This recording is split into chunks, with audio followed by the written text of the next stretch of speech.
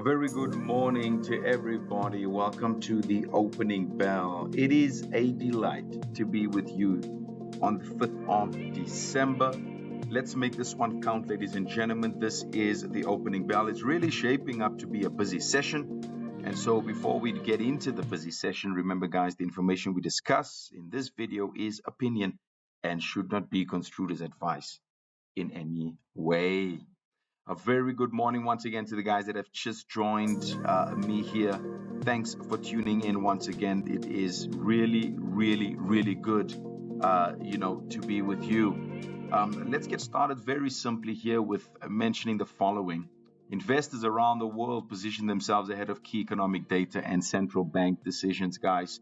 Let's perhaps start with gold here. Prices have slipped just below the $4,200 per ounce. It's currently now at 4,220. And traders await the delayed U.S. inflation report, really, the PCE index, which is the Fed's preferred measure of inflation. This report will give a clearer picture of whether the Federal Reserve is likely to cut interest rates next week. And I think that's going to be a very important one, all right? It's going to be a very important one. And so this report from the U.S. labor data also showed that the job market has cooled, with private payrolls down 32,000 and layoffs hitting around 71,000 in November, reinforcing expectations for that rate cut. All right, and currently priced in at roughly 87% probability. On top of that speculation that Kevin Hassett could replace the Federal Chair Powell, this has added to expectations that monetary policy may ease more aggressively. So keep your eyes out for that one. All right. For all the guys that is watching at this point in time, let me know if you can see if all is good, if my audio is good, and so forth for the opening bell. Anthony, I see you there. Chuku, I see you. Jules, good morning to you as well. Yeah. All right, so let's then push forward here with some of the technicals that we are watching here, guys. I think it's going to be critical for us to see what's happening perhaps with the dollar. The dollar is still weakening. We saw a beautiful push up here with the pound dollar. We started this out in the beginning of the week, and it's now reached the latter part of the week. And look at that, 1.33592.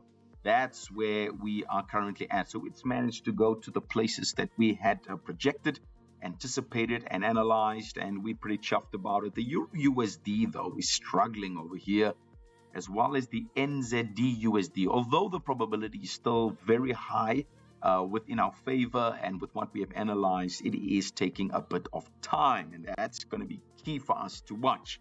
All right, so watch out for that. You also want to look at some of the equity markets. You look at the Australia ASX 200 opened mostly flat.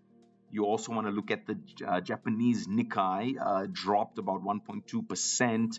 And you also want to look at some of the US futures there, all right? They're actually a bit steady this morning. From a 1 hour perspective, you can see we're consolidating. It's, steady and flat.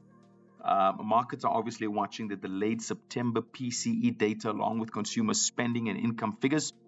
Thursday's trading did show mixed results. The Dow fell slightly, S&P 500 and NASDAQ rose modestly. After hours trading, there was a couple of companies there, such as your Ulta Beauty jumped 6% on strong earnings. Hewlett Packard Enterprises and, SOFI or SOFI fell following weaker results. So in summary, really with the weekly wrap up here, guys, we're looking at a day of cautious trading and careful positioning.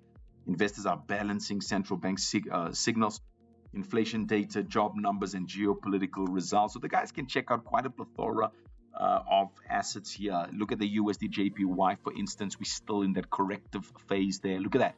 The dollar weakening here, and we're back in the 155 zone as mentioned. Check out the German DAX. We've now actually gone to the zone. Thank you, Tanya. Thank you very much.